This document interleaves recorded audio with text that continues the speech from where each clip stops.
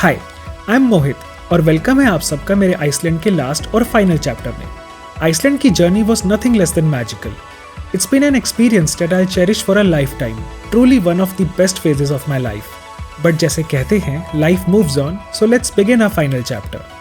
Iceland के last दिन के लिए मैंने 2 इंपॉर्टेंट जगह रिजर्व की थी। पहली थी ब्लैक सैंड बीच, जो आइसलैंड की सबसे फेमस बीच मानी जाती है, और दूसरी सेलिया लैंड्स वाटरफॉल, आइसलैंड का एक आइकॉनिक और विजुअली स्टनिंग वाटरफॉल।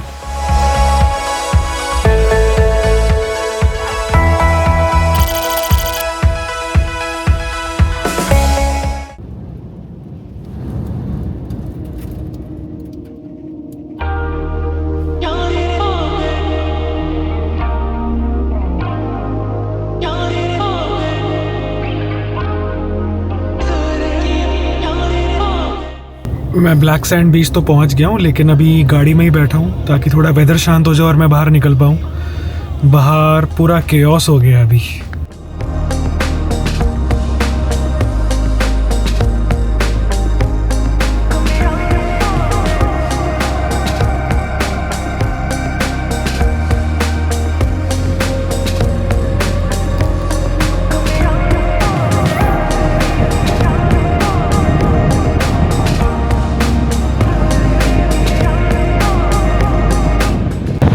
तो ये है आइसलैंड का इनफेमस ब्लैक सैंड बीच। काफ़ी ज़्यादा क्राउड है अभी भी, और यहाँ पे बहुत सारे popular shows like games of thrones उसकी शूटिंग हुई है।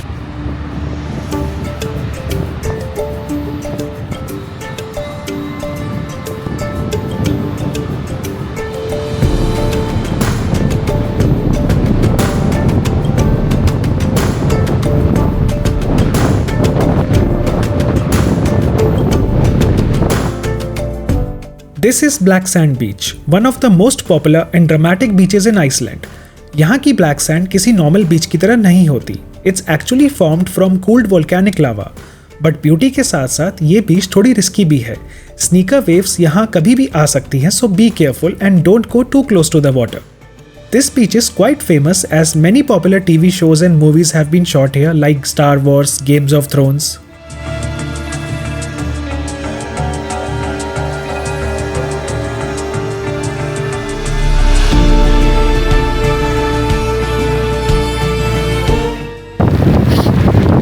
ब्लैक सैंड बीच पे वेदर 2 मिनट में स्नोफॉल चालू और 2 मिनट में सनलाइट।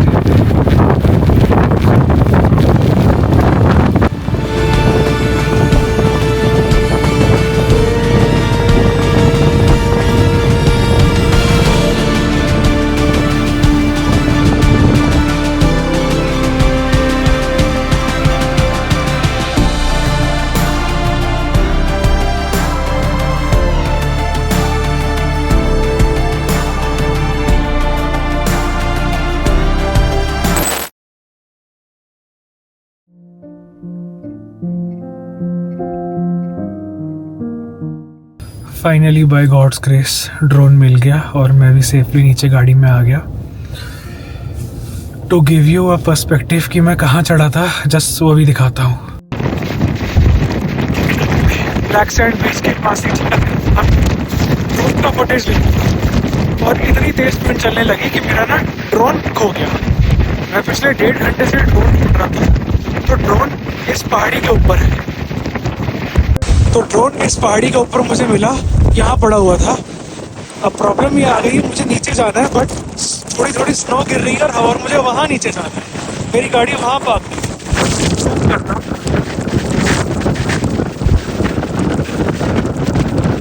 गाड़ी वहाँ पार्क है। अब सबसे पहले नीचे उतरना है, बहुत बड़ा टास्क है।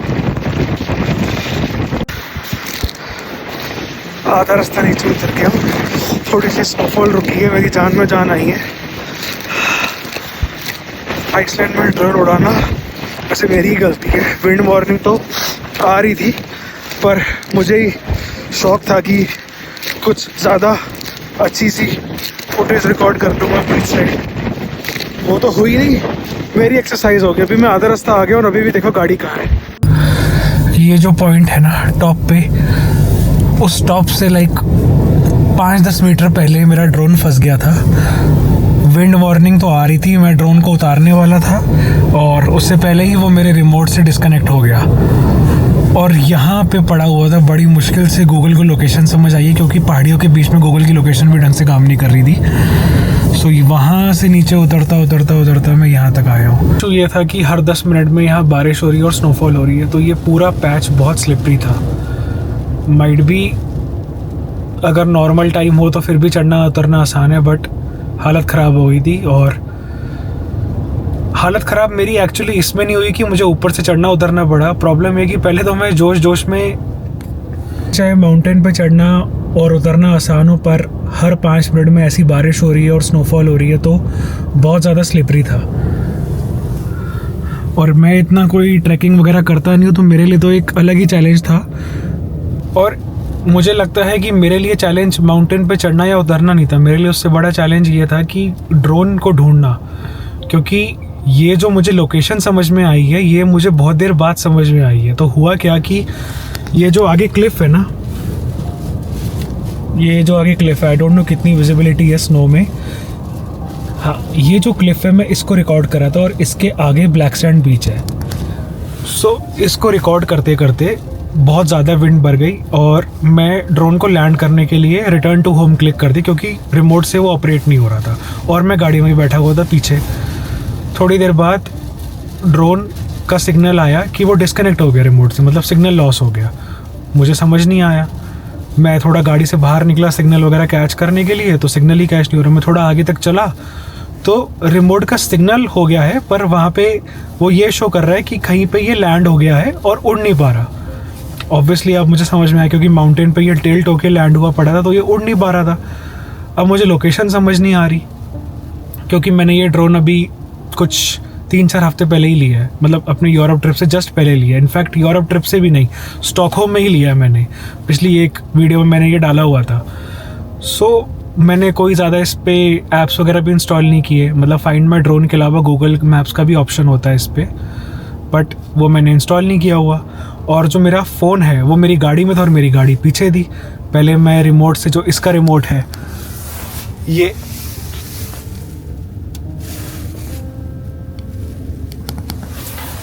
पहले मैं इसे ढूंढने की कोशिश करता रहा, पर हुआ नहीं। फिर बड़ी मुश्किल से आधा घंटा 40 मिनट ढूंढने के बाद मैं दोबारा गाड़ी में गया। फिर मैंने गाड़ी से मोबाइल निकाला, फिर उस मोबाइल से जो वहाँ पे लास्ट कोऑर्डिनेट्स आए थे वो गूगल मैप्स पे डाले, तो गूगल मैप्स मुझे यहाँ तक लाया। मैं यहाँ तक गाड़ी पे आया, फिर मैं वहाँ ऊपर तक चढ़ा। मुझे लिटरली था कि मैं ड्रोन ढूंढ के ही जाऊँगा किसी भी हालत में, और फाइनली मुझे ड्रोन मिल गया।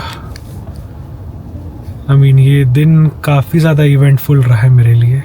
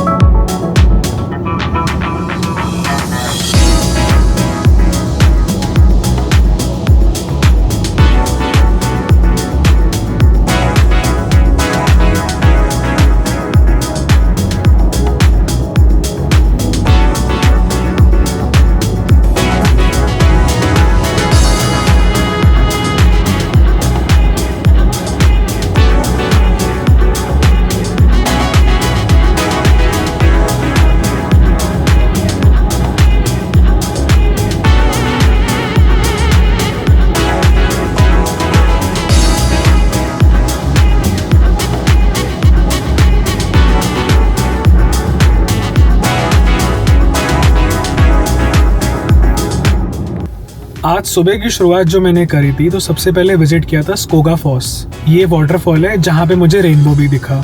उसके बाद मैं गया था black sand beach. Black sand beach पे काफ़ी सारी मूवी और टीवी सीरीज़ की शूट हुई है। और अब मैं वहाँ से रास्ते में हूँ और मैं जा रहा हूँ एक और वाटरफॉल देखने, जो है सेलिया लैंड फॉल्स।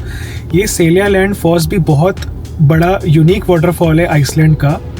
बाकी उससे पहले रास्ते में मुझे एक बेकरी दिख गई थी, मैं यहाँ पे रुका हूँ, थोड़ी देर कॉफ़ी वगैरह पीता हूँ। काफ़ी क्यूट सी बेकरी और काफ़ी अच्छे लोकेशन पर है।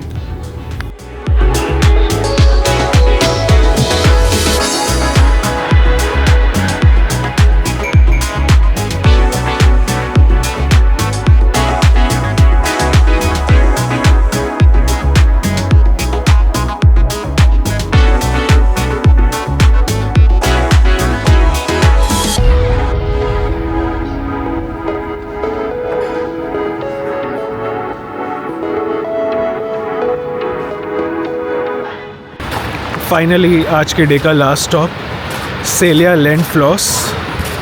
ये आइसलैंड का one of the famous waterfalls है और बहुत मासिव है ये।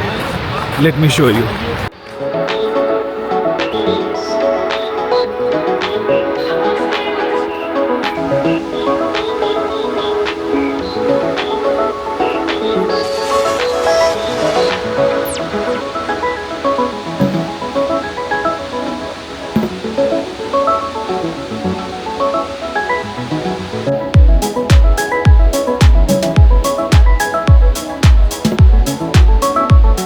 टाइम आ गया है वाटरफॉल को थोड़ा पास से देखा जाए। इसके पीछे चलते हैं। जो भी निकल रहा है मैंने देखा है पूरा भीग के निकल रहा है। अब देखते हैं। मेरे पास तो रेनकोट भी नहीं है, बाकी लोगों ने वो विंड चीटर टाइप का जो होता है, जो प्लास्टिक का आता है, वो पहना हुआ है प्लास्टिक का। मेरे पास तो ये है नहीं, बट ठीक है, कोई नहीं, चलते हैं। और यहाँ से वाटरफॉल का फोर्स,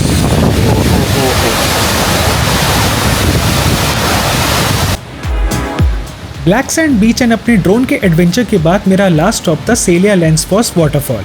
ये आइसलैंड की मोस्ट फोटोग्राफ्ड वाटरफॉल में से एक है और रीजन क्लियर है। सेलिया लैंड फॉल्स की हाइट अराउंड 60 मीटर्स है, लेकिन जो इसे ट्रूली यूनिक बनाता है वो ये है कि you can actually walk behind the waterfall.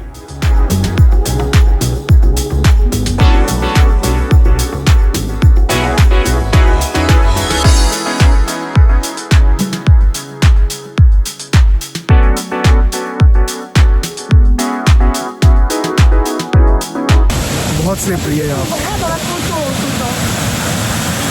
हल्का सा पैर स्लिप और बंदा पूरा पानी में।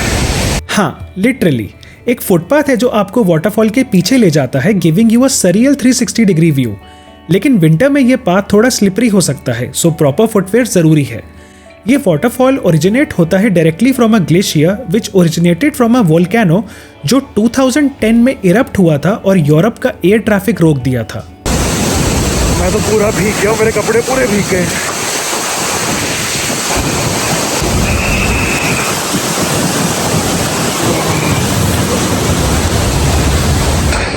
वहाँ से निकल के तो आ गया हूँ, पर कपड़े पूरे भीगे हुए हैं। वो तो थैंकफुली अब मुझे अपने कॉटेज ही वापस जाना है, बट गाड़ी में बैठने लायक भी नहीं हूँ क्योंकि कपड़े सुखाने पड़ेंगे, नहीं तो गाड़ी की सीट वीट भीग जाएगी पूरी।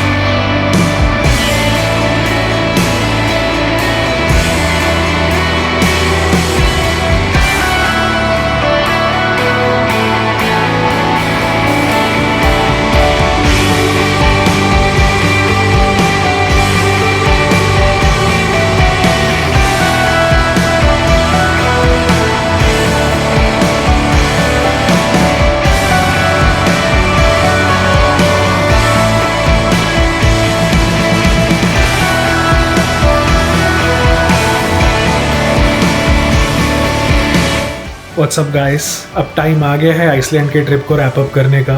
जैसा कि मैंने बताया था, आज मेरा आइसलैंड में लास्ट डे है। तो सेलिया लैंड फॉस के बाद मैं सीधा कॉटेज में आ गया। अब अपनी थोड़ी बहुत पैकिंग करूँगा और उसके बाद मेरा प्लान है कि जल्दी सो जाऊँगा, क्योंकि मेरी कल सुबह 10 बजे की फ़्लाइट है। बट मुझे पहले गाड़ी भी रिटर्न करनी है और यहाँ से जो एयरपोर्ट है वो तकरीबन 3 घंटे दूर है।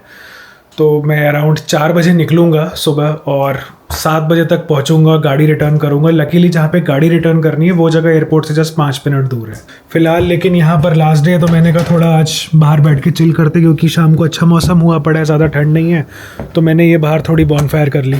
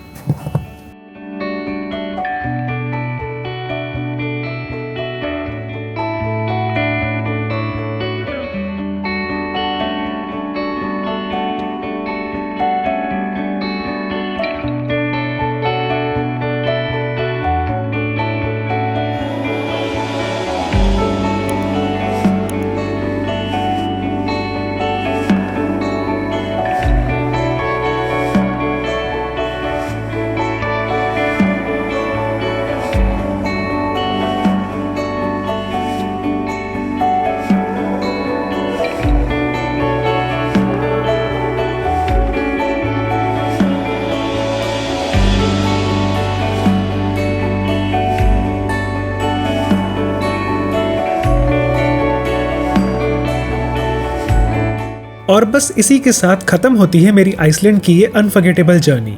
वोल्केनोस से लेके ग्लेशियर्स तक, वाटरफॉल से लेके ब्लैक सैंड बीचेस तक, हर एक जगह ने मुझे एक नया पर्सपेक्टिव दिया।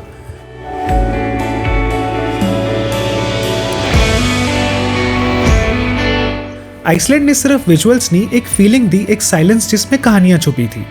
आई came here chasing landscapes but I am going back with memories. ऐसे मोमेंट्स जो पिक्चर में नहीं, सिर्फ दिल में बसते हैं। Thank you Iceland for being cold, wild, beautiful and absolutely magical।